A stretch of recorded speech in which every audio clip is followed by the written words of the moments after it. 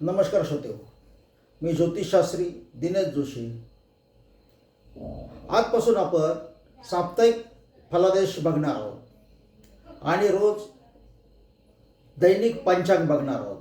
दैनिक पंचांगामध्ये नक्षत्र कोणते, राहुकाल काय, दिवस कसा आहे असे बघणार आहोत. तर साप्ताहिक भविष्यामध्ये पूर्ण आठवडा आपल्याला कसं जाणार आहे याचं आपण विवेचन करणार आहोत. हा जो आठवडा आहे किंवा हे जे साप्ताहिक भविष्य आहे हे दिनांक 8-12-25 ते 14-12-25 या सप्ताहासाठी आहे. ह्या सप्ताहामध्ये मंगळ आता धनु राशीमध्ये प्रवेश करत असून तो मूळ नक्षत्रामध्ये आहे. तर बुधाने अनुराधा नक्षत्रात प्रवेश करणार आहे उद्या. आत्ता तो विशाखा नक्षत्रात आहे, पण उद्या तो मात्र म्हणजे सोमवारी तो विशाखा अनुराधा नक्षत्रात प्रवेश करणार आहे. ह्या दोन्ही गोष्टी धरून आपण फलादेश साप्ताहिकाचं सांगणार आहे. तर आत्ता ह्या पूर्वार्धामध्ये चंद्र कर्क राशीत असून उत्तरार्धात तो सिंह राशीत जाणार आहे. ह्याही गोष्टीचा विचार करून आपण साप्ताहिक फलादेश बघणार आहोत. तर प्रथम बघूया आजचे पंचांग. आज 8 डिसेंबर 2025 असून वार सोमवार. आज मार्गशीर्ष कृष्ण चतुर्थी असून आज पुष्य नक्षत्र आहे. यांच्या अनुषंगाने आज प्रजाप नावाचा योग होत असून त्याचे फल सौभाग्य आहे. अर्थातच दिवस चांगला आहे.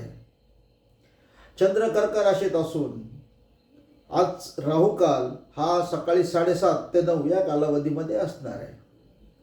चला तर बघूया आता साप्ताहिक फलादेश. प्रथम सुरुवात करूया मेष राशीपासून.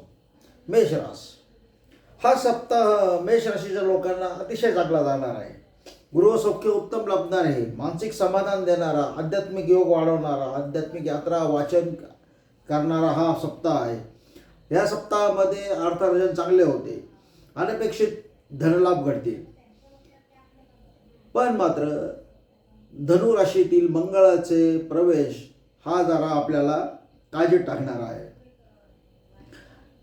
अचानक आपले शत्रू प्रबल होतील. खर्च अचानक वाढेल. त्यामुळे आपली मानसिकता काही वेळेस अस्थिर होण्याची शक्यता आहे.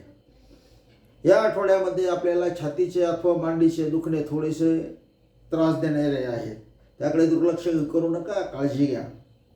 संतती संबंधी चिंता सतावतील. या आठवड्यात वाहन चालवताना विशेष काळजी घ्या. सरकारी नियम विशेष पाळा. या आठवड्यात दत्तगुरूंचे दर्शन घ्या व उत्तरार्धात गणपतीला दर्शन करून दिवा लावा.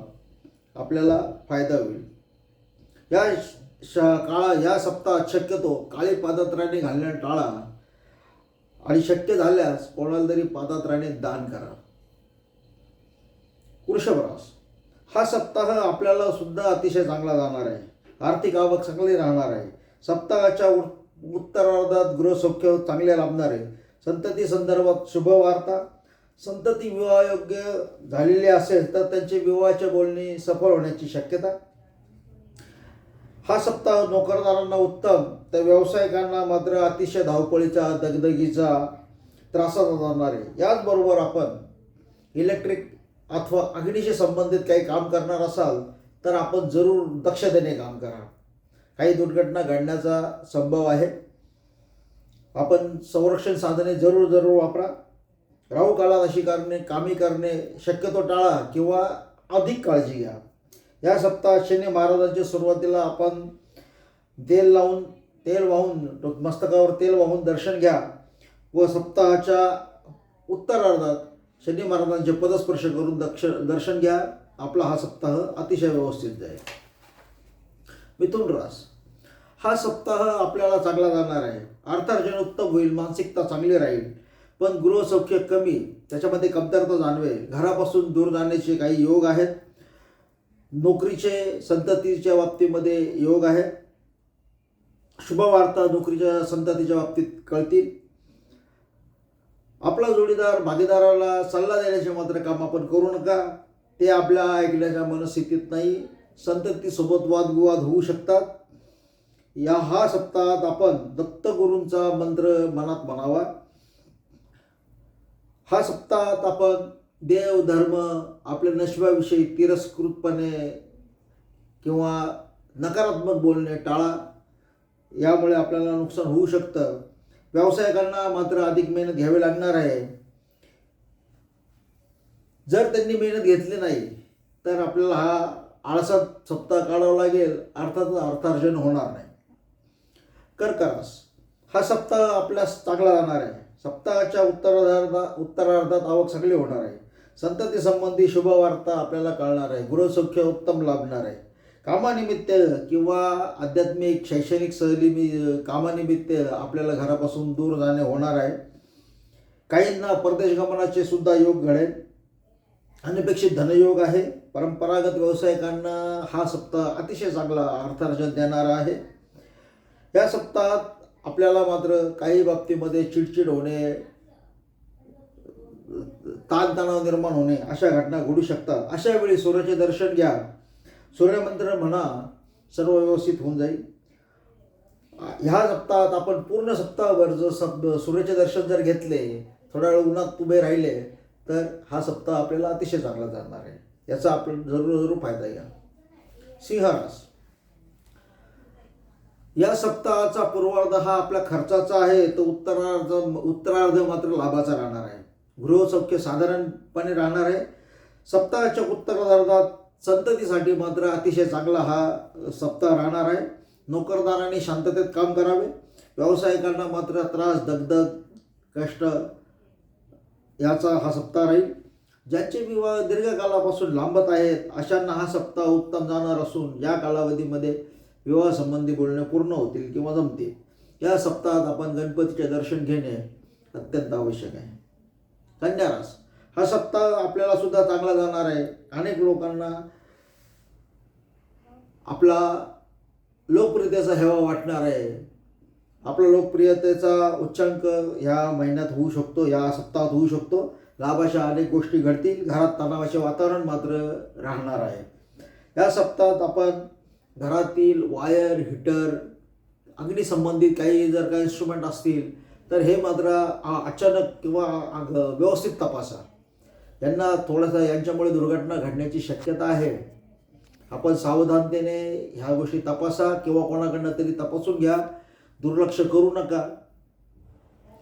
जर का ते खराब झाले असतील तर त्वरित बदला किंवा ते रिपेअर करून घ्या. या सप्ताहात आपले हितशत्रू दुर्बल आहेत, याचा जरूर फायदा घ्या. दीर्घसूत्र योजना आखा. व्यावसायिकांना हा सप्ताह चांगला. सप्ताहाच्या पूर्वार्धात लक्ष्मीनारायणाचे दर्शन घ्या, तर उत्तरार्धात शनी महाराजांचे पदस्पर्श करून दर्शन घ्या. सप्ताह व्यवस्थित जाईल. तुला रास हा सप्ताह चांगला जाणार आहे. अर्थार्जन उत्तम होणार आहे, पण घरात उदास वातावरण राहणार आहे.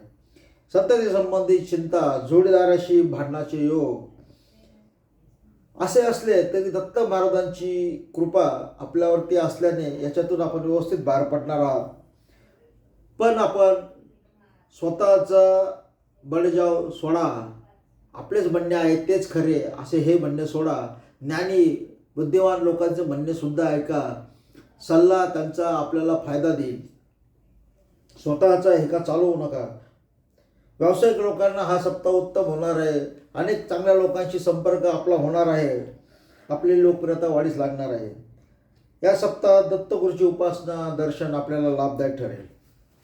वृश्चिक रास हा सप्ताह आपणास चांगला जाऊ शकतो जर आपण आपले बोलणे आणि खाणे या सप्ताहात आपण सांभाळले तर.